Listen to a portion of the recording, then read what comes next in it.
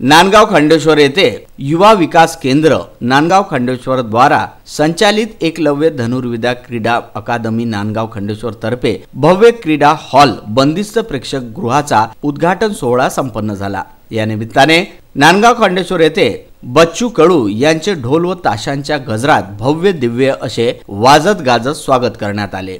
गजानन महाराज मंदिर परिसरातील नागरिकांनी आरत्या काढून रांगोळ्या सजून नेत्रदीपक असे स्वागत राज्यमंत्री बच्चू कडू यांचे केले।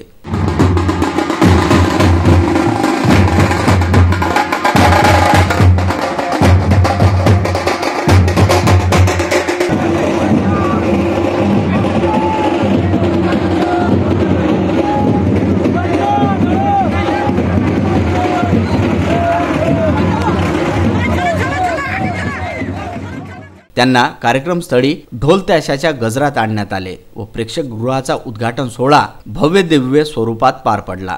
यावेळी कार्यक्रमाचे अध्यक्ष म्हणून विधान परिषदेचे आमदार अरुण अडसट, प्रमुख अतिथी म्हणून धामणगाव विधानसभा मतदारसंघाचे आमदार प्रताप अडसट तसेच गणेश चैतन्य महाराज यांची तसेच क्रीडा अधिकारी गणेश जाधव, प्रमोद चांदूरकर यांच्या प्रमुख उपस्थितीत हा भव्य दिव्य सोहळा संपन्न झाला। यावेळी विविध प्रकारचे प्रात्यक्षिक सादर करण्यात आले। यामध्ये सायकल, मलखांब, तिरंदाजी, तलवारबाजी इत्यादी खेळांचे प्रात्यक्षिक सादर करण्यात आले। उद्घाटन सोहळ्याला उत्तर देताना आमदार बच्चू कडू यांनी नांदगाव खंडेश्वरचे नाव एक दिवस देशाच्या उंच शिखरावर गेल्याशिवाय राहणार नाही असे मत व्यक्त केले। तसेच शेतकऱ्यांचा मुलगा म्हणून मला जेही करता येईल मी त्या या आपल्या राज्यासाठी नक्कीच करेल असे राज्यमंत्री बच्चू कडू यांनी आपले मत व्यक्त केले।